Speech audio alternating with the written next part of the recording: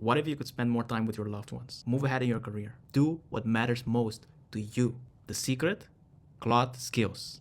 I went through the Anthropic course material, wrote many skills myself, and packaged it all in this crash course video, so you don't have to. We'll cover what is a skill, what's the difference between skills and MCP. I'll show you a live demo how to write a skill, and then I'll share what are the best practices, and finally, where to find them in the marketplace. What is skill? I like the analogy of skills are like SOP for AI. In the business and technical world, we have this term called SOP, which stands for Standard Operating Procedure. These are step-by-step instructions for completing certain routine tasks in the job place perfectly every single time. Now let's take an SOP for a barista of how to make a latte. This would involve 3 steps. The first step is to steam milk to 150 degrees. Then we have to put 2 shots of espresso, and finally pour milk slowly to create a heart shape. Now imagine, instead of the human, we have a robot or an AI. And instead of making a latte, we can build a website, write a blog post, etc. What's the difference between skills and MCP? When I just learned about skills, it seemed like it was a rebranding of MCP, another way to add some extra functionality. It's actually really simple. Skills are about automation. If we look at this image, we can see that robotic arms are assembling the cars on an assembly line. It's about taking a routine task that you do over and over again and then automating this. MCP, on the other hand, is like USB-C for AI applications. Its main purpose is to connect AI applications to external apps or external data sources like a database or local file system or Playwright. You will often see skills and MCP working together in the following way. Let's say we have an MCP that will get data from Supabase. So whenever someone signs up to your waitlist, the Supabase MCP is able to get this data. Now a skill might be to send an email to every new person that signs up to your waitlist. And this would call the Supabase MCP to get the user from the database, and then it will use that information to send a follow-up email. I'll show you a live demo how to write a skill. Making a skill is very easy. You can either go to Claude Code or Claude Cowork and ask it to make a skill. So I want to make a skill that humanizes text. A problem that many of us have is AI creates slop text. Let's say we want to build a skill that humanizes AI generated text. The process is you go here, you say, create me a skill that humanizes AI text. Then we put in this Wikipedia article, the science of AI writing, put it in there. And then we say use the skill creator skill, which is a skill that you can use to create other skills. It creates a markdown file called Skill.md, which is in here. It has a description, a name, and a whole bunch of text. We put in an obviously AI generated text, and we can say either make the following text sound more human or explicitly mention the skill like this with a slash comment. And here you can see a humanized version with no emojis, no em dashes. Now you know how to write a skill. What are best practices? What better way than looking into best practices for writing skills than taking a look at skills that have been written by Anthropic themselves. And so they open source this repository with some of their skills, which we will be using on top of this documentation and some of our own skills to go over what are the best practices for writing a good skill. Number 0. Before I tell you about any best practice, the most effective method of writing skills is by building them interactively with Claude. I've written multiple skills that follow the same process, and this is also recommended by Anthropic themselves. I noticed an automation that I can make in my life, and I will show you one later in this video. And then I write a skill. And the first time it's pretty bad, but then after a couple iterations, it will work quite accurately, and then I can use it every single time. Number 1, skill structure. Now if we go here are my skills from Claude Code stored at a global level, and what we can see here when we go into Humanize is that there is a skill.md file. The main structure for every skill has the following process. There's a directory with the name of your skill, and then a skill.md file, which is composed of 2 pieces: YAML front matter, the name and description, and some markdown instructions. I'll go over that later. Besides that, there can be bundled resources, some reference files. Think of these as the file that you would send to ChatGPT or Claude to give it some extra context to be able to answer your question. Then there can be scripts. Think of this like custom code that you want the skill to run over and over again. I'll show you some examples later as well. And then there can also be assets. Now, this is mostly useful for more front-end related skills, for example, where you want to use a certain font or icon to create a UI piece in your website. Okay, let's take a look at the skill we just wrote. If we look at the skill.markdown file, we can see there's two pieces. A piece of YAML front matter with a name, Humanize, and a description about what it does and when to use it. And here is a piece of Markdown, which describes to the AI more about the skill, when to use it, and what is the workflow. So the workflow here is like read the text first, diagnose which tells are loudest, rewrite, don't edit, read the results out loud in your head, and then there's some more information. Now, why are there two pieces here? The problem AI faces is that there is a limited context window. If we would load all of this information for one skill, that would be okay. But if you have hundreds of skills, that would mean that there is no context left for the AI to have your conversation anymore. So what Anthropic did is very clever. They used this front matter as like a summary for the AI to figure out whether it should use a skill or not. So whenever you're talking with the AI, it will look in the description to decide whether it should use your skill or not. Now, let's say you mention that you want a text to sound more like a human. You want it to be less robotic. Now here it mentions that this is for rewriting a natural voice. So then it would think to itself that, hey, I can use this skill. It will call your skill and it will help you improve your writing to make it sound less robotic. But this means that it's very important that you write an effective description. You have to make sure two things. You have to make sure not only that your skill gets used, but also that it doesn't get used at the wrong time. So how do we do that? Number 2, writing effective descriptions. An effective description mentions two things: what it does and when to use it, what triggers it, and a specific context. And it should be written in third person, otherwise the LLM can get confused. Now let's take a look at a good example, which is the skill that we just wrote. What it does. It rewrites text to remove common tells of AI-generated writing. Filler vocabulary, not X but Y, parallelisms, rule of tree padding, promotional tone, fake hatching, outline like conclusions, dash overuse, curly quotes, and inline header bullet list. When to use it. Use the skill whenever the user wants to humanize text, de-AI a draft, make writing sound less like ChatGPT, strip AI tells, rewriting the more natural voice, yada yada. And it's also written in third person. So this is a great description. Now let's take a look at a bad example. One of the skills from Anthropic's skill book is the Excel analysis skill, and we just made a new description for it. The skill analyzes Excel spreadsheets, it creates pivot tables, and generates charts. Now, it mentions what it does, but not when to use it. So this is a bad description, because the LLM will not be able to tell when to use it, and so it will use it when it should not use it. Number 3, skill naming conventions. We want to stick to verbs, words ending in ing. This maintains a level of professionalism with the team you're working in, and helps make it easy for others and yourself to find skills. Now, what do we want to avoid? Fake names like helper, utils, generic names like data and files, and we don't want to use reserved words like Anthropic helper or Claude tools. Number 4, if you have more than 100 lines, use table of contents. If you are sharp, you might have noticed that when Claude Code is running, it's very often using this command, @100. This, again, is similar to what we saw with the YAML front matter. If you get all the context of a file, you can easily fill the window. So the clever thing is it only reads the first 100 lines. Now what this means is that you want to make sure that it's able to figure out if it needs to use your skill. So then you add a table of contents describing the main things that are happening inside of the skill, and it will help a lot. Number 5, if your skill has more than 500 lines, we want to split it up in references. This will help increase the accuracy of the performance of the skill. If we take a look at the Markdown file for the Humanizing skill, we can see that here in high signal tells, it has pretty much every point of the Wikipedia article with an example. So it has a rule of 3, not X but Y parallelism, dashes. All of these 9 points could be in a reference file. Now, as we can see here, there's not 500 lines, but it could be in a reference. Note how it also adds a reference to the Wikipedia article itself by just adding a link here.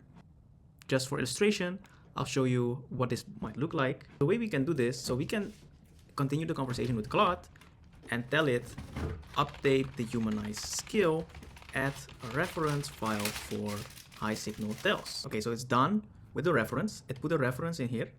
And so if we open it up, we'll see that now, instead of this whole section, it just has a summary with the reference right here.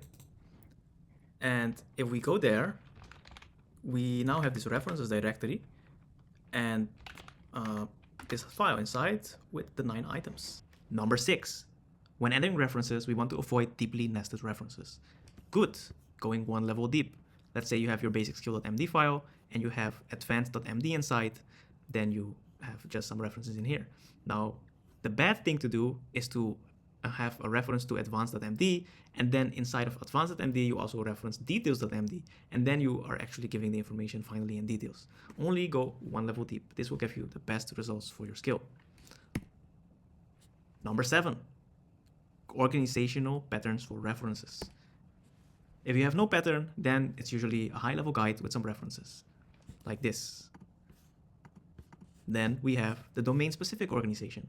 For this big query skill, there are various data sets available: finance, sales, product, and marketing. So it makes sense to put this in 4 separate references for the 4 different domains. Number 7.3, conditional pattern. Sometimes you can have a couple different flows for your skill. So for docx processing, you might have creating documents, editing documents, and then it references 2 different things. 7.4, the examples pattern. One of the skills in the Anthropic library, internal comms, it mentions various types of internal communication: company newsletters, status reports, and then it references some examples, like you can see here. And when we look inside company newsletter, it mentions the instructions of how to do it. Number 8, avoid time-sensitive information. For you backend developers out there, if you have different versions of your API, do not mention dates and times in there. Like this, if you're doing this before August 2025, use the old one, otherwise use the new one. Use an old patterns section, like this example. The new API endpoint is this, and then the old one is that. Number 9, use consistent terminology. Again, these are basic programming best practices. If you're talking about API endpoints, do not use API endpoint, URL, API route, and some other different synonyms. Stick to consistent terminology. Number 10, avoid offering too many options. If we have libraries for PDF processing, do not mention PyPDF, PDF Plumber, and many others that are possible. Stick to one library, like PDF Plumber. And then you could have, for example, again, a conditional flow like this. In case we are talking about scanned PDFs requiring OCR, you use another library. Number 11, avoid, for you Windows users out there, avoid Windows-style pods. Unix-style pods with forward slashes, they work across all platforms. So this ensures that your skills can be used by everyone. Number 12, using MCP tool references. If you have MCPs inside of your skills, mention this format: server name dot tool name. Let's say we have a BigQuery skill with a BigQuery schema tool and a GitHub skill to create issues. Then you want to mention both the server name as well as the tool. So if you don't mention the server name, there might be accuracy issues. Number 13, advanced skills. When you have a skill with a workflow with many different steps, we can divide the skill in various steps. So here we have a research synthesis workflow for a research skill where you have to do some complicated research, and there's various steps: reading the source documents, identifying key themes, cross-referencing claims, create structured summary, verify citations. So in this case, you can have a flow with various steps for each part of your skill. Number 14, scripts. Now we're going to take a look at a more advanced skill with scripts.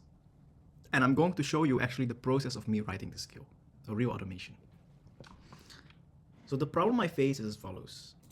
When editing videos, I often have to go through pieces like this. So let's take, for example, this piece of 10 minutes. So this is silent, this audio. Skills all have, and pretty much I have to remove these things. So I would have to do this, and then I have to do this, and then I have to time them together so it has no gaps. Now, this can easily take me hours of time. Also, getting the right pieces, it's a real time killer. And so the process of me automating this is as follows. I start a conversation with Claude, and I say, hey, I want you to remove all silences from this MP4 file. Now, this file is the output I get from OBS after making a screen recording. And then it gives me an output, and I listen to it. So it's really interactive, and after listening to it, I mentioned that, hey, it was unnatural. The audio was kind of weird. So you should still keep some small silence so the pieces transition better between each other. And then it updates it, and the result was really great. So let me show you the before and after. Before, we had this, 10 minutes long. Skills all have a certain structure. Here we can see there's a skill name. So you can see the gap there. Now look at this one, 6 minutes. Skills all have a certain structure. Here we can see there's a skill name, a skill.markdown file, and a lot better. And so this is the second iteration. And basically you just go over it over and over again, and it becomes better every time. And it's really an interactive process. Now let's go to the actual skill. What are best practices for writing a skill with scripts? And what does a skill with scripts look like? So when we look at this one, this is the trim silences skill. It has a skill.md, but also a scripts directory with the trim silences shell. Now there's a couple things that are important when writing scripts. The first one is handling errors gracefully. So this is just an example for a PDF processing skill. Now this what is bad is if you have like a function process file and it does something, but if there is an error, then the AI doesn't know why, has no context. Well, here you can see there's a clear message. So when we take a look at the skill, the script here, we can see that if ffmpeg, which is required for audio, is not found, there's an error. If the input somehow has no silences, it's also detected here. And so it has graceful error handling. The other important thing, number 16, no magic numbers. What's bad? Numbers like this, y47, y5. What's good? A number like this with a clear explanation why. Now let's take a look at this one. So here we have the numbers 30 dB, minus 30 dB for noise dB, min silence, max silence, and CRF. Now, we can see here, there is some comments about explanation. The silence threshold is minus 30 dB, lower is more aggressive, minus 40 dB cuts less, and so there's some more context. So I think it could be even better, Y30, but it's already better than no comments at all. So that's the process of creating your own skill, and it can take a couple iterations, but it's very easy to do it, and it saves a lot of time. Okay, but you might ask yourself, why wouldn't I just write a shell script? Why do I need a skill for this? And there are two parts to this. The first thing is, if you look at these instructions, there's tuning guidance, symptoms, and fixes. If I would say something like, there's still too many pauses left, it will decide by its own that it has to adapt the max silence parameter. I don't have to choose the parameters. So it becomes more like a conversation. The second point is that you stop needing to remember the two exists. You can just have your conversations with the AI, and randomly you mention that, hey, this lecture I just watched is laggy, tighten it up. And then it randomly uses this skill and it helps. So this is the difference between something that you own versus a tool that you can actually use at 1 a.m. while editing videos. So here are the pros and cons.